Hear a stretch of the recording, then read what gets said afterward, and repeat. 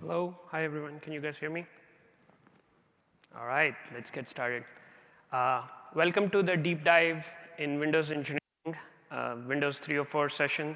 I know I'm going up against a keynote, so appreciate you guys coming over and listening to me for the next hour. It's great to be here in person. Last year was kind of different for us doing reInvent virtually, but it's great to be here.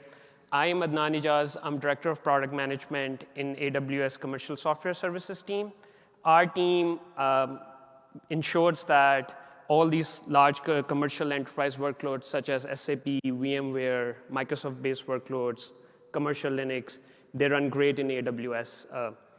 I've been here with AWS for about 5.5 years, and I've been associated with Windows workloads all this while.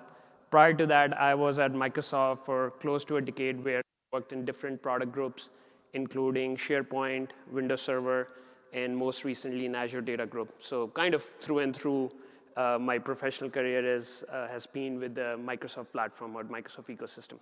So agenda. Before I get into the agenda, I have a question to make. I think we got a little too excited when we were putting together the title and the agenda of the session. Because when we say that, hey, let's get deep into the Windows engineering, it's not just one team. It's all of AWS. It takes the entire village to provide you the great Windows experience on AWS.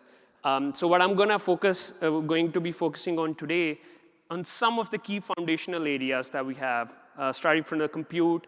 How do we make it easier for customers to deploy and manage their Windows workloads? A bit about licensing and how can you bring your own licenses.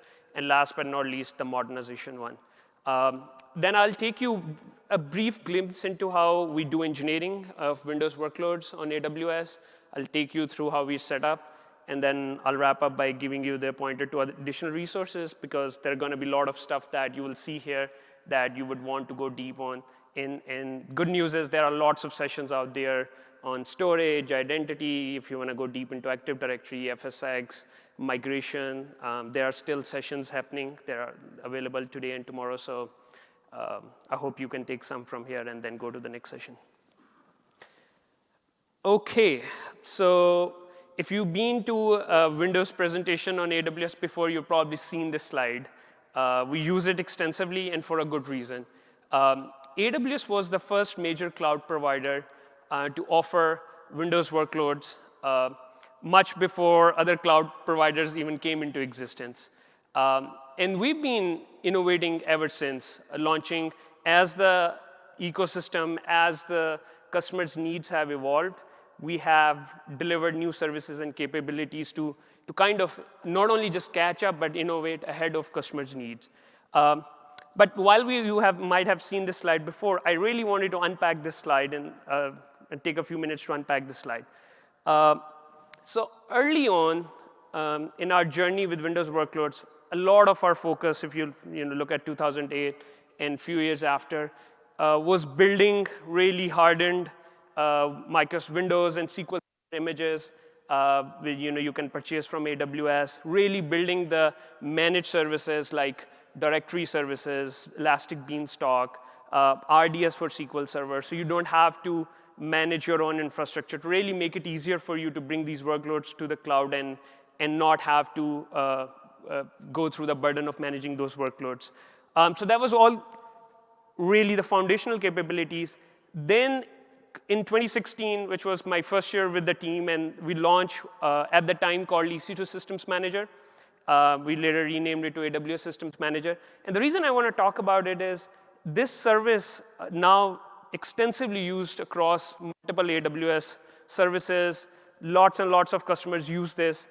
It actually started as a service to meet the needs of Windows customers. We were talking to lots of customers. They were trying to bring their existing management tools, like system centers of the world, to try to manage the cloud environments. And they were not designed and built to kind of handle the cloud scale. So we got to work, and we launched AWS Systems Manager, which had all sorts of capability around patching, being able to do the kind of configuration management and whatnot. And it has evolved ever since. So it was like our innovation that started as a core Windows, addressing the needs of Windows customers, but it's now kind of prevalent throughout AWS. Then the second thing, a few years later, as the enterprise, migration to the cloud continued to ramp up, a lot of our customers wanted to bring their existing investments, their existing licenses to the cloud. And so while that's good, they could do that with the dedicated host offering that we had launched, or even for certain qualifying products on shared tenancy. They had to count their licenses, track those, which kind of added to the additional burden. So we got to work to figure out how we can make the BYOL easier for these customers. And that led to the launch of AWS License Manager, which is kind of the centerpiece of our BYOL efforts, and I'll get into more details today. Then a few years later, we launched end-of-support migration for Windows Server. This is, of all the launches that I've done, I've been here, this one has to be my favorite, because the problem we were solving. So Windows Server 2008 was nearing end of support, and customers didn't have really good options. Either they would pay for the extended support, or they would make suboptimal choices where they would actually kick the can down the road. They would say, OK, let me continue to run this workload for a few years. But it's essentially delaying the inevitable. So we got to work again in figuring out how can we make it easier for customers to get rid of their legacy end of support applications and kind of modernize it, run it a more modern, even on the Windows Server versions. So we launched this technology that encapsulates your application running on an older version of Windows, and so that you can take that application and run on a newer version of Windows Server in a compatible manner.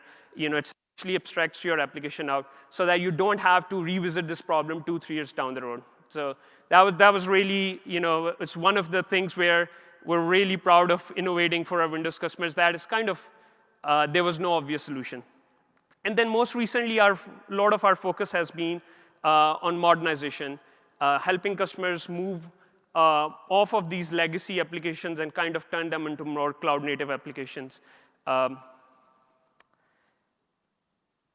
And by the way, in between, there have been, it's not just like we're focusing on one problem at a time. If you look through this, I don't know if you can read it from the back. There have been lots of container launches, a lot of .NET new launches. We recently launched Fargate for Windows.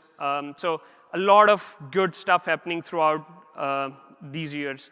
So hopefully that gives you a sense of how we are not just offering an operating system which has a license that you can run on an instance. It's really the entire innovation and the ecosystem around it. And then it's not a surprise that we have customers running virtually from all geos, industry verticals, their Windows workloads on AWS, on EC2. You name any geo, any industry vertical, and we would have lots and lots of customers. This is just like one slice of the slide. We could have very many slides. OK, so Windows, as I said earlier, Windows workload is more horizontal in nature. It kind of touches across lots of different pieces: identity, management, migration, optimization, lots of stuff. So one simplistic model that I have here, which I'll follow throughout the presentation, is the hierarchy that I have, or pyramid that I have. It kind of encapsulates or captures the building block. We start at the bottom, which is our core platform capabilities. How do we offer a secure, reliable, and performant compute platform to our customers? Then what are the Windows-specific capabilities on top of that, BYOL, any Windows-specific management needs? And then your application, which includes maybe build using SQL Server, .NET, required modernization, and whatnot. So let's start at the platform level. You probably have seen this slide. A similar variation of that was in Adam's keynote yesterday. AWS offers close to 475 instance types for virtually any workload that you have running on premises that you want to bring it to the cloud. It includes our general purpose instances, burstable instances where your CPU need for your workload is spiky, so you can actually oversubscribe and run more instances. Storage optimized, memory optimized instances. There are lots of first and only in this slide for EC2. For instance, we are the first and the only cloud provider to offer the choice of processors. So you can run Intel-based instances, AMD, and then AWS-based ARM processor. We will talk about the .NET workloads later, where they offer like close to 40% price performance. Same goes for largest storage instance memory footprint with the 24 terabyte, and then single instance networking for 400 gigabits. At the center of all this innovation is our Nitro system. How many of you know about Nitro system or have learned about it before? OK, quite a few. So I'll try to keep it short. There is a dedicated session that you can go to or even watch on YouTube. But I'll cover the basics of that, and so let's start here. This is what a typical server looked like before we launched Nitro system. Over the years, we had started to, the question that we asked ourselves, that if we were to build a server for our needs today, of all the years of experience that we have, how would we optimize it for security and performance? And that led us to this thinking that, hey, a lot of operations that server performs or the virtualization stack performs can be offloaded to the hardware. So we started this journey where we initially started offloading some of the networking and storage management to the dedicated ASICs, to the hardware. But we still had management, security, and monitoring done at the server, at the server level, which consumed a lot of resources. So when we asked this question, how we can simplify and make the system more performant and secure, this led to the Nitro system. It's essentially a combination of software and hardware-based virtualization stack, where most of your traditional processing of a server is offloaded to hardware. I'll talk to the setup just in a bit. And the hypervisor is mostly a lightweight hypervisor, just there to manage CPU and memory allocation, and not a lot of other functions because it's all offloaded to the hardware. This is what a regular Nitro-based EC2 instance looks like. Of course, we're constantly evolving. There are three big pieces. There's one. The first one is Nitro Security Chip, which is essentially offers you hardware-based root of trust so that you can actually cryptographically measure and validate your systems continuously against any kind of change to the system. It's the best-in-class security available in any cloud. Then there are Nitro cards, as I talked about, offloading these processing of network management, storage management to the dedicated hardware. And last, the Nitro hypervisor, which is a very lightweight hypervisor. And because we reduce the footprint of this hypervisor layers so much that it's actually more secure, less vulnerabilities and issues. And so when you put all these things together, you would get a security posture in the cloud unmatched by any other cloud provider that you would get. And that is important. The reason I'm spending time here is because when you run these Windows workloads, even though when talk about Windows, you're talking about operating system, you're talking about SQL Server. But these innovations in the core platform matters to make sure that you're running your workloads in the most secure and performant manners. And then talked about security. Because we have virtually all of the resources of a server available to the customer, the performance is typically much higher. And you might have seen different SQL Server benchmarks that independent parties have done. It is no surprise that we continue to get really good results compared to other cloud providers when it comes to price performance. A lot of that is in our innovation in the core platform. And because Nitro is built in a modular manner, you can put instances together quickly and launch them more quickly. And in fact, since the launch of Nitro, our rate of innovation in the compute platform launching new instances has really jumped through the roof. OK, so a lot of our customers do process sensitive data or confidential data in the EC2 instances. But there are use cases where you would want to make sure that you process this data in an isolated and secure manner. Because of our investments in Nitro system, it allowed us to launch what we call Nitro enclaves, which essentially allows you to process these confidential data on the instances in a manner that nobody can actually get hold of that data. So the way it works is you can take an instance, you can carve it up into a small piece of it, certain CPU and memory allocation, and carve it up into an enclave. It has a very lightweight, it has a Linux kernel, there is no network connectivity to it, you cannot log into it, and the only communication between the instance and the enclave on that instance is through a secured vSOC channel. So there is no way for anybody to get into the instance to even look into the enclaves, and everything in enclave is encrypted. And then the good news is it's available for Windows customers as well. That is where Windows engineering team spent a lot of time partnering with the Nitro team in making sure that this innovation is available to Windows customers as well. Some sample use cases why Nitro enclaves could be useful or helpful for your applications. A common use case is securing private keys. Typically, you leave your private keys today on the instance itself, and then you have to harden the instance to make sure nobody gets hold of it or access to it. You can move these private keys into the enclaves and then just have your application retrieve that information and use it. And nobody, even if somebody logs into that instance, there's no way they can get hold of your security private keys. Tokenization, there are a lot of applications out there that operate in the financial and the healthcare industry that give you certain confidential information, like credit card information or certain healthcare PII information for that matter.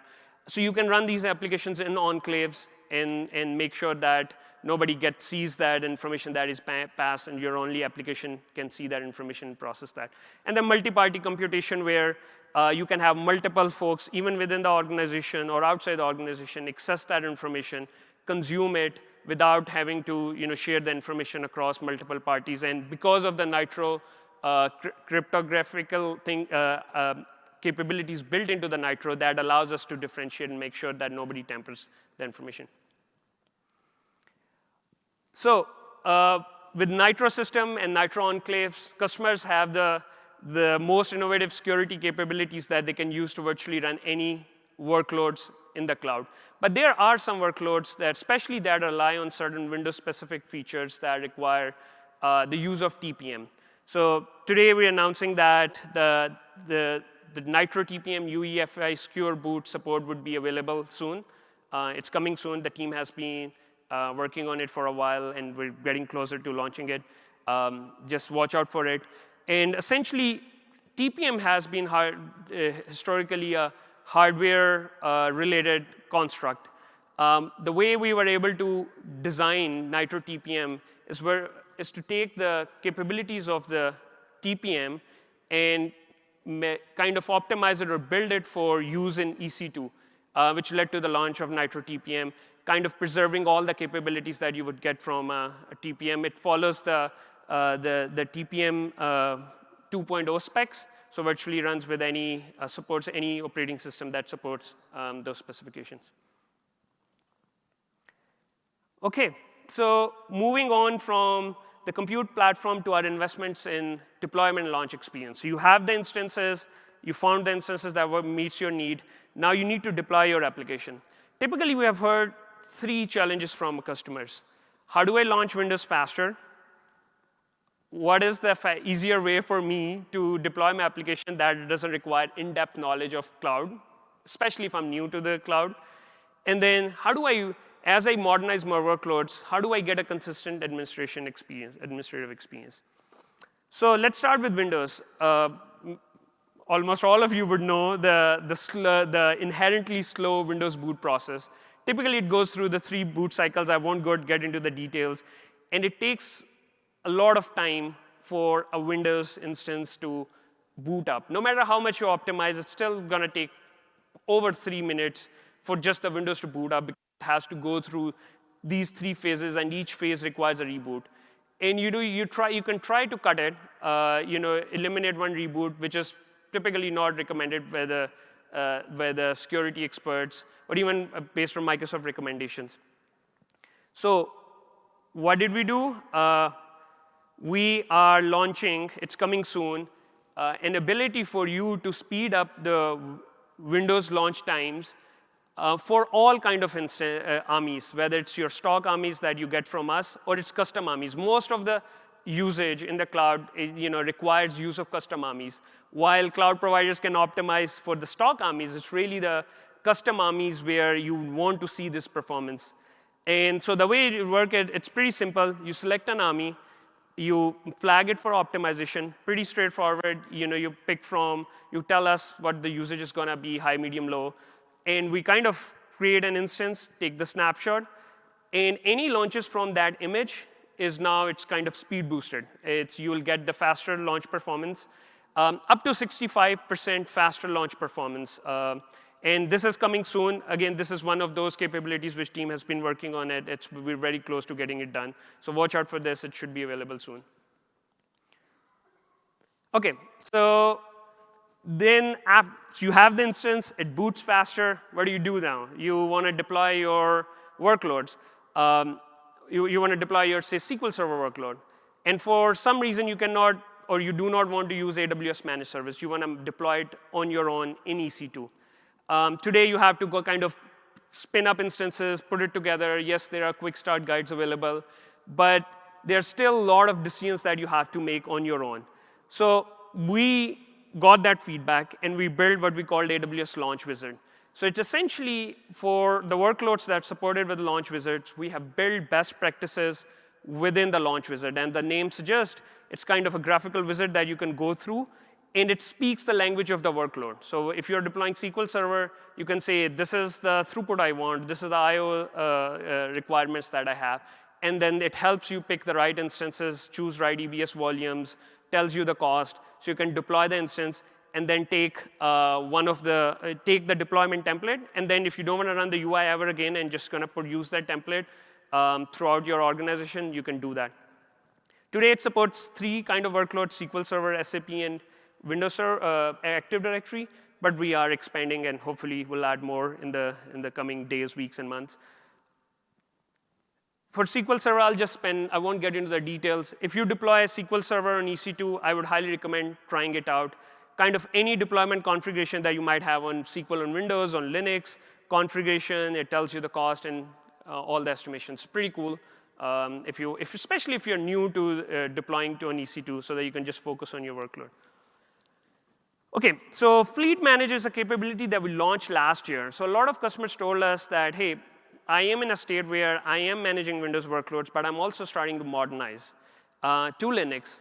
And I'm this hybrid world where I have to manage, administer my workloads on both these operating systems. So we launched Fleet Manager to simplify that. So you can run your workloads either on Windows and Linux and manage it through one consistent interface. For instance, you need to browse file system or pull some specific information or monitor CPU metrics. You kind of can standardize on Fleet Manager and use one tool to manage all these workloads rather than figuring out 2 different ways of doing things. But then a lot of customers, while the Fleet Manager offers you ways to perform all these common operations like managing file system, queuing the information, CPU metrics, we got feedback that customers want the graphical user interface or the RDP access in the past that they had that they'll use for the RDP client.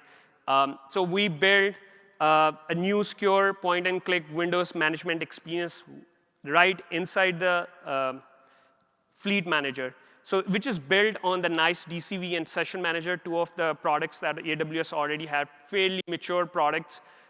So using those products, we build this high-performance and secure way for you to essentially RDP into your instances. It's secure and more operationally efficient because you don't have to open any firewall port. And in the past, if you do the port forwarding to kind of set up your own RDP infrastructure, set up the bastions and whatnot, you don't have to do anything. All of that is done for you. You don't have to open any ports on your server. And last but not least, you can actually, in addition to using username and the key pair, you can also do the SSO using the AWS SSO or any third-party identity provider, Ping, Okta, even Azure AD. So essentially, really streamlined remote server management and in a very secure and operationally efficient manner. So can you please switch to the demo? I'll quickly show you how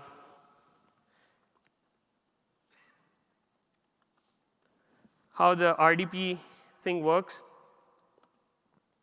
So I have this demo environment already set up. A colleague of mine has set up Ping identity provider with AWS SSO, and I've given a username, and this I have my username provision in the Active Directory or in the identity store.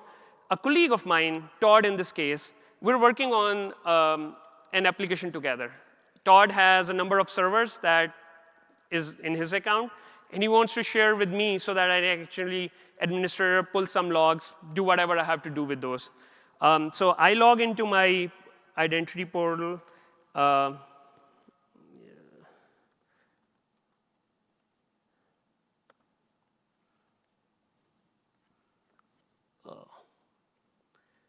curse of the demo.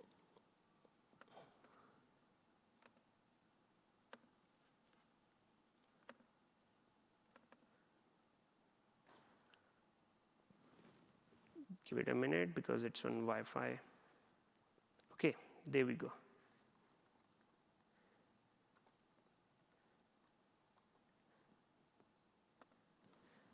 So I log into my portal, and then I see that there's an account Todd has shared with me.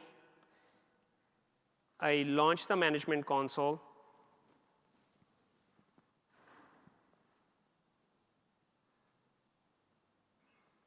And I see all these instances that are in Todd's account shared with me.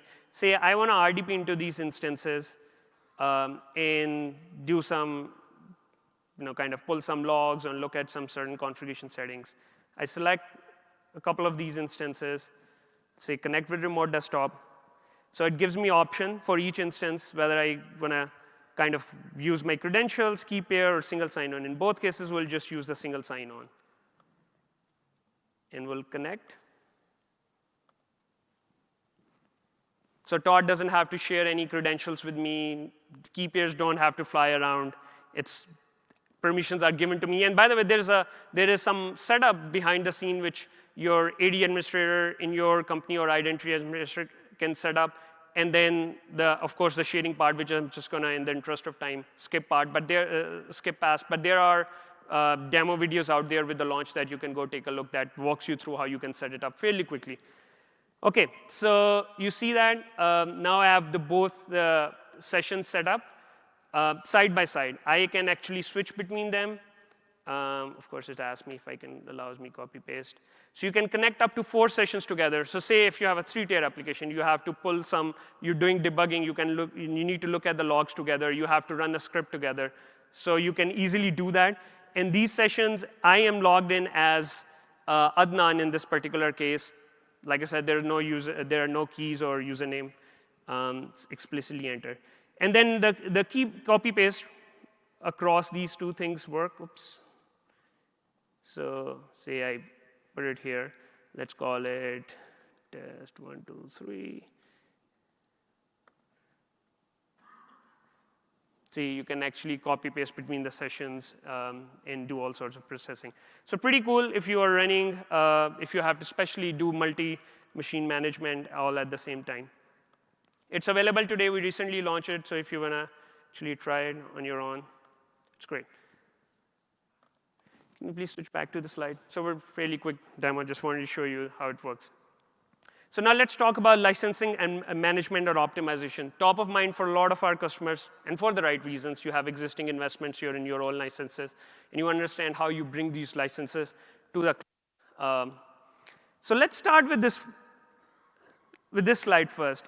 It's typically, I would say, it's not uncommon for old guard licensing vendors to kind of spread this fear, uncertainty, and doubt that, hey, AWS is n times more expensive, or this particular feature doesn't work on AWS. Essentially made up claims, incorrect and inaccurate, based on inaccurate information. So I wanted to kind of show this to you. I won't get into the details. When we engage with customers, we are able to, in almost all cases that we have engaged, we are able to reduce their spend that they are actually putting on premises. When moving to the cloud, we are helping them reduce their spend. And we do it by doing two things. One, of course, helping them bring their own licenses and do BYOL in the cloud. And B, which is fairly unique to us, is helping them optimize their existing infra and licensing spend. We want customers, if customers don't need more licenses than they are using, we need to tell them that, hey, so that they can stop paying for that. And that is an incentive that we have, others may not have, that we share with our customers. And I'll walk you through it. So I'll start with the BYOL experience. It has kind of evolved over the years for us. By the way, BYOL is also a very deep topic. There are a lot of videos, even from AWS, available that you can go deep into that. So I'll just keep it simple here. So for us, the journey for BYOL, especially for Windows servers, started in 2015 when we launched dedicated host, which allows you to bring your per server, per socket based licenses. So a lot of customers starting to use that to bring their Windows Server licenses, even SQL Server licenses, when you license them per core. If you are, if you don't want to kind of take advantage of the license mobility and SA and run on shared tenancy, if you just want to license the entire server in cores. So we got good feedback on the dedicated host, but a common theme there was that, hey, it takes us a lot of time to track and count these licenses so that to ensure that we are running in a compliant manner. So that led to the launch of License Manager. But then the feedback evolved, which is, hey, it's great that I have this server and I can save the licensing fee, but I still have to manage this server. And this is very non-cloud-like for me. I am coming to AWS. I want to just spin up instances, and that's it. So we built what we call simplified BYOL experience, and I'll get into the detail just in a bit. And then recently, Microsoft made some licensing changes where, for newer licenses or newer version of Windows Server, you cannot run those on dedicated host. So there was a common question, OK, what do I do with dedicated host investments? Or if I am seeing investments, significant savings in bringing my existing license, which are eligible for dedicated host, what about future? What about few years down the road when I have to run new version of Windows Server? And especially if I'm running SQL Server BYOL on dedicated host, how am I going to get the Windows Server? So we launched license-included Windows Server in dedicated host. So if, say, you want to run Windows Server 2022, and you want to do SQL Server BYOL, license it by the server, you can get the Windows Server license for us, pay for the Windows Server, just the Windows Server cost, and then you can continue to do SQL Server BYOL. Still significant savings compared to on-premises and some of the other kind of benchmarks you do, the TCO benchmarks across cloud providers. And then very recently, we launched license flexibility, license switching capability. So you can switch back and forth between license included and BYOL. And that is, I'll get into the detail of that. That has been one of the most requested features from customers, so we're glad that we could get it in your hands, and I'll get into the details just in a bit. OK, so we talked about dedicated host. So I wanted to double-click into our simplified BYOL experience, what that means. Because the feedback was, I don't want to manage these hosts. I want to get benefit from all the TCO benefits that they are offering. But the management is, what if that is non-cloud-like? So we took the goods of dedicated host, and we tried to build an experience around it that is more managed-like. Still your dedicated host in your account, but we are essentially automating it for you so that you don't have to manage these servers. And you spin up your instances just like you spin up any other EC2 instance. There is one-time setup your administrator in your organization can do. Create a license configuration in License Manager, attach it to the image, and then create a host resource group. Think of this as a space in which you deploy these dedicated hosts and instances. It's essentially a group. Host resource group have a number of settings. You can tell us whether this host can be shared across different accounts in the organization. Super important to kind of increase the utilization of your host so that there's no idle capacity sitting there because you license the entire host. You can tell us how you want us to manage these hosts for you. Auto-allocate, auto-recovery, release. How do you want us to release these hosts? Like, do you want to keep them around even if no workload is running because of some licensing constraints, or do you want to release it? You have the control. You do one-time setup. You give it to us. And then what happens? Say a user comes in, takes that image, and wants to deploy a C5 X large instance. Under the hood, we spin up that. We get a dedicated host. We spin up an instance on that. Say another user comes in, or the same user. Now they want to deploy, say, 2x large instance, different size instances. You can place that on the same instances. The kind of heterogeneous sizing is available in dedicated hosts, and we kind of do that. So say, that is how your state looks like. Of course, it's a simplistic model. In reality, it looks different, in a large organization. Let's say now I terminate one instance, and somehow I terminate the second one. So then this host that was running this instance, based on your settings, if you have selected auto-release, the host goes away. So you didn't even notice what happened. All you were doing all this while is using that run EC2 allocation command that you use to spin up your instances. And that is the command that are using the image. Everything else is taken care of for you under the hood. And that is a much simplified experience that allows you to benefit from the TCO gains of dedicated host while minimizing the management overhead.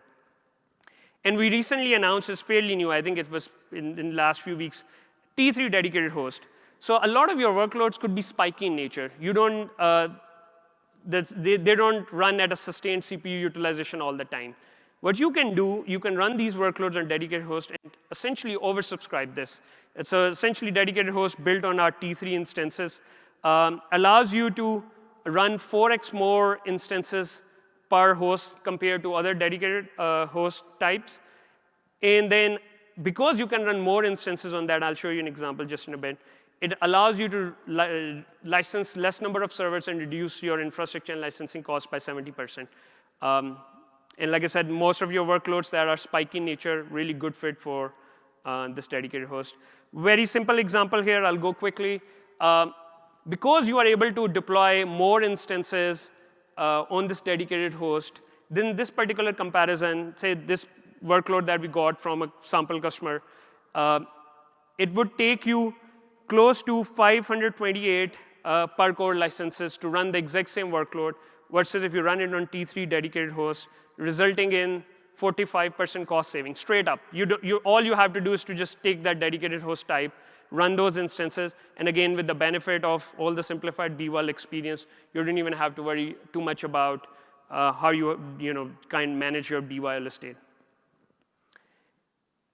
License switching, I briefly touched upon that in my previous slide. So this has been a common request from customers, and there are a number of use cases why this request has been there. Say you're starting to migrate your data center to the cloud, and you don't have any additional licenses. So you come to us, you take AWS licenses, you spin up your environment. Now you're shutting down your data center, licenses become available, you want to switch back. Or your EA is expiring, and you want to take certain different decision. You want to maybe move to AWS licenses, or you want to optimize your spend and actually bring your more BYL licenses. All those scenarios require the ability to switch licenses without having to rebuild instances, which is what you had to previously do. So now, all it takes is a simple, it's actually, if you go to the license manager console, it's like 2 settings that you have to specify, and your license type is switched. Your instance name, all the configuration, all the settings is retained. It's just that the billing information changes, and you can see it in the console. So it's pretty cool. A lot of customers have requested that, so we're glad that we could get it to you. I won't spend a lot of time on this one. So early on, when I showed you the customer sample savings slide, I talked about 2 things, BYOL and the optimization. And for the optimization, a big part of that is what we call optimization and licensing assessment, OLA. It's a free program that we offer to our customers, where it essentially has 3 phases. We collect customers' information, we analyze it, and we tell them, hey, look, this is what you are overpaying, or this is how you can optimize, and then give the report to the customer so that they can plan that while they're migrating to the cloud. And in most of the cases, this trust that we are able to build with the customer and show them that, look, you don't have to run these instances at this utilization, or you don't have to use these licenses, it is really strong. It's really compelling. So we have helped significant number of customers reduce their spend infra and licensing, which is something that you would not find with some of the other cloud providers, primarily just because of how the incentives around licensing are involved. So we have seen on average 62.4% average cost savings. Of course, it depends on your workloads and situation, but that's the average number. So I wanted to quickly share an example of Coke. They used Migration Evaluator, which is one of the technologies that we use with the OLA program that kind of analyzes your environment and tells you how the utilization is and what can you change. They used it, and then they kind of consolidated 5,000 servers from 6 data center and one, and had forecasted about 48% cost savings. So pretty strong, which they wouldn't have done if they had not gone through the OLA program. So if you are in the middle of migration or you're considering to migrate, this is a great program. I would recommend checking it out online and getting more details and getting in touch with us on that. So modernization. Okay, so when it comes to the cloud migration, customers can have different journeys. Different customers follow a different path. But a typical path is where you start by assessing your real estate.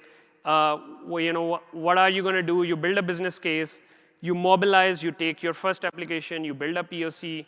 And then you move to the migration of your workloads. And once in the cloud, how do you actually turn these legacy application or traditional application into more cloud-native applications? And how do you modernize so that you can actually benefit from all the gains or the agility that the cloud has to offer? And that is where modernization has gained a lot of momentum. A number of times, it is the lower cost of, the customers want to reduce their licensing spend. They're just sick and tired of all these legacy software providers' practices around licensing, and they just want to move off of Windows to Linux or open source technologies. In other cases, most of the innovation is out there in the open source, is in the Linux ecosystem. For instance, Amazon Aurora offers performance and availability of commercial-grade databases at 1/10 of the cost. If you're running .NET 5, .NET 6 applications on Graviton instances, it offers 40%, up to 40% price performance. So all these gains that are not possible if you're running those applications in the model that you have run them in the past. And that is why I don't think I have been in a conversation. I might be stretching it a bit, but you can say over maybe 95 of the customer conversation I've been part of over the past 12 to 18 months has modernization a huge component of that conversation. That how do we actually help customers modernize these applications that exist? And I'll get into the detail just in a bit. So typically, there are 3 kind of pathways that you can take. You can take that application, rehost, run it in EC2, self-manage it. You can re-platform it, maybe just keep it running on Windows, but containerize it. Or you can run it in managed services. And where you get the most business agility and the most value is when you refactor it. And that also takes, of course, time and effort. You can take your .NET application, port it to .NET Core, .NET 5, and now .NET 6 is here. Take your SQL Server, turn it into Aurora Postgres, and refactor or kind of move it to the open source databases.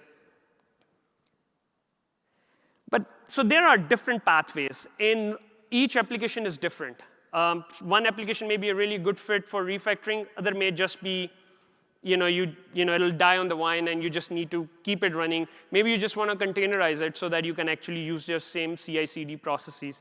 So what we are building is a modernization toolbox. The way I think about it, the analogy that I give to the team is the plumbing analogy. So say, if you have a plumbing work, you still need a plumber. So when you're modernizing, you need somebody who has deep expertise, whether it's an AWS partner, whether it's somebody inside your organization who understands the application. But just like a plumber needs all these tools to carry out their job, is how you need to have all these different modernization toolbox that we are building so that you, based on what you want to do with your application, you can use that.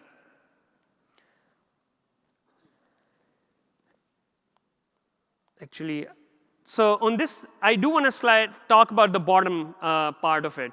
So because there are lots of pathways, each application is different, you need something that tells you what to do with each application. And that is where our strategy recommendation service comes in.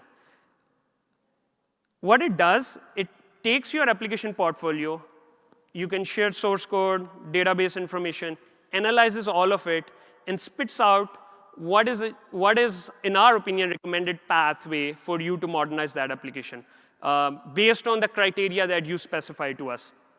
It can be, hey, move it to just EC2, re-platform, or refactor, all these options. And I'll get into the demo just in a bit. How does it work? Essentially, you collect data. You have a collector that you install in the environment. You do the analysis.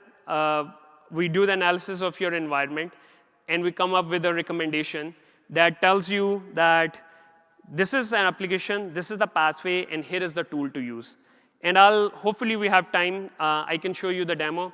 But I'm just going to go through, finish the slides, and hopefully we'll have a few minutes at the end where I can switch over the demo and can show you migration hub strategy recommendations. Pretty cool. But I'll keep going for now.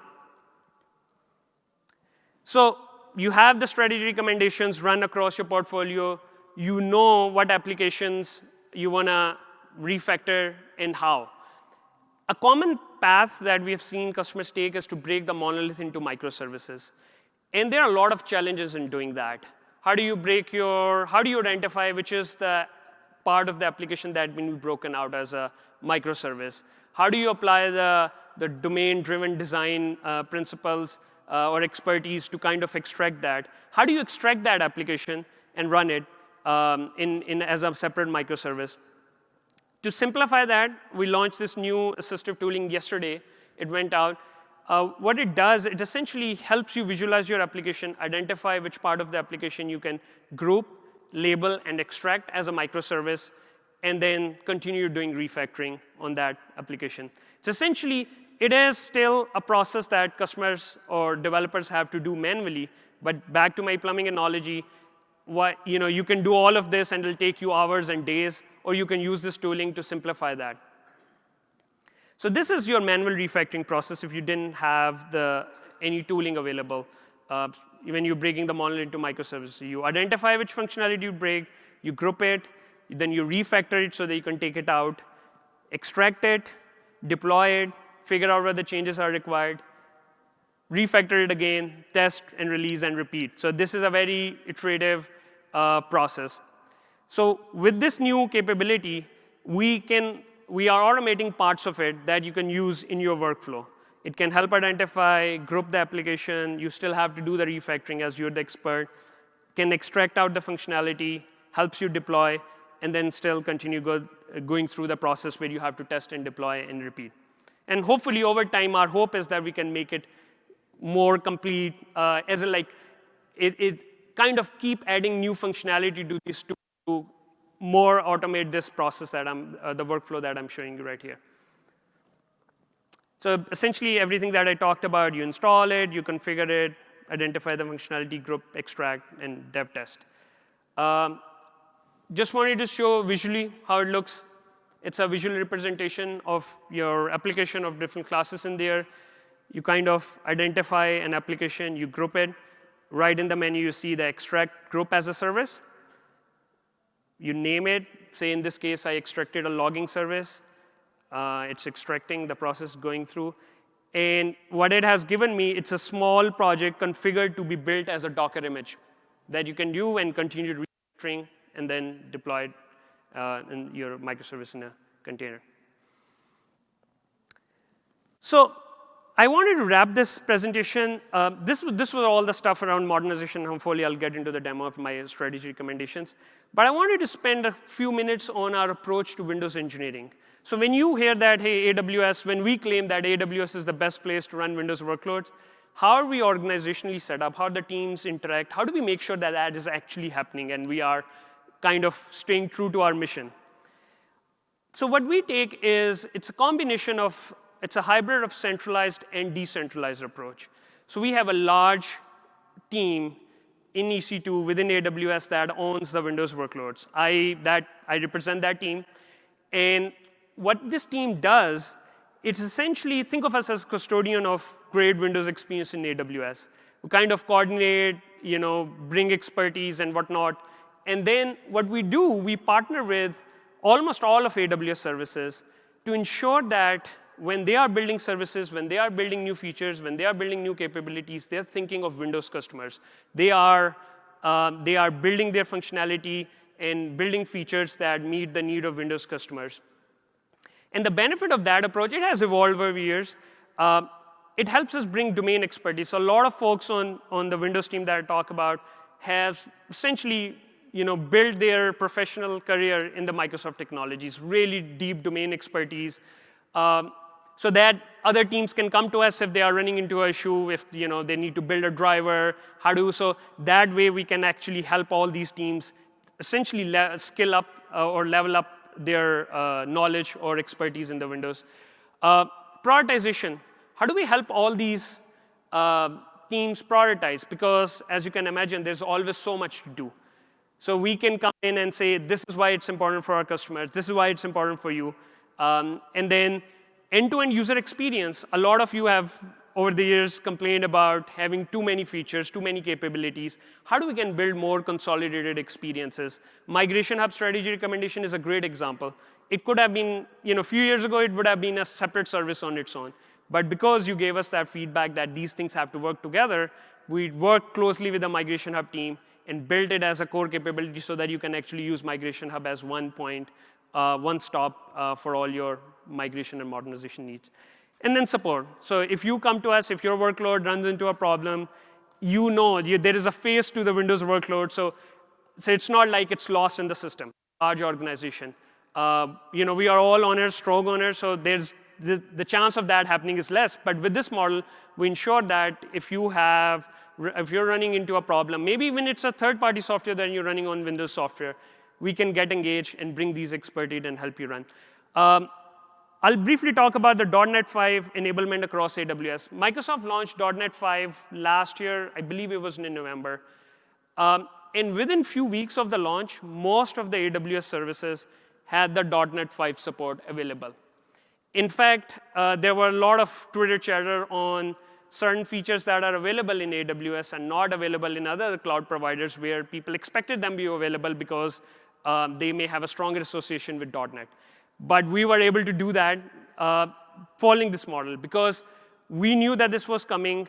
We set out, we kind of essentially, our team project managed this, worked with all these teams, helped build the case, told them why this is important, why it's a big shift going to .NET 5 from .NET Core 3.1.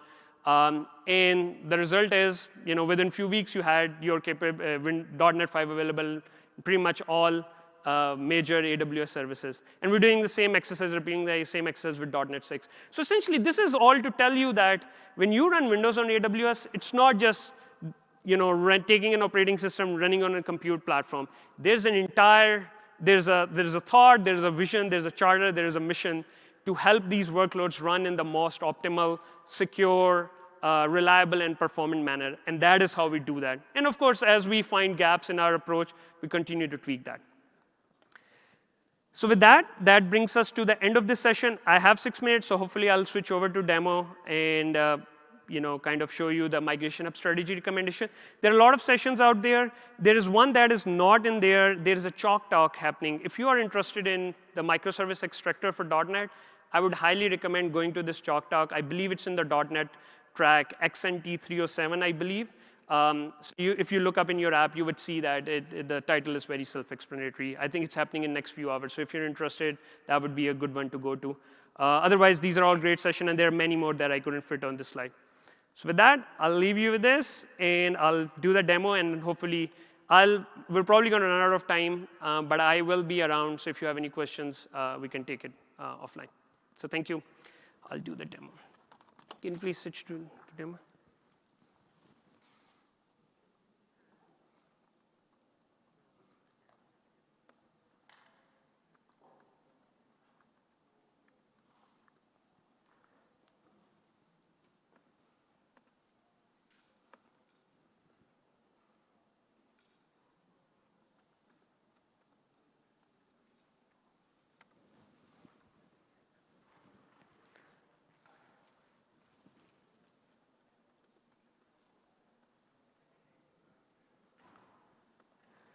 OK, so I navigate to the Migration Hub console. Remember, as I said, this strategy recommendation is the capability that we took the time and effort to build in the Migration Hub, so they have one stop for all your migration and modernization need.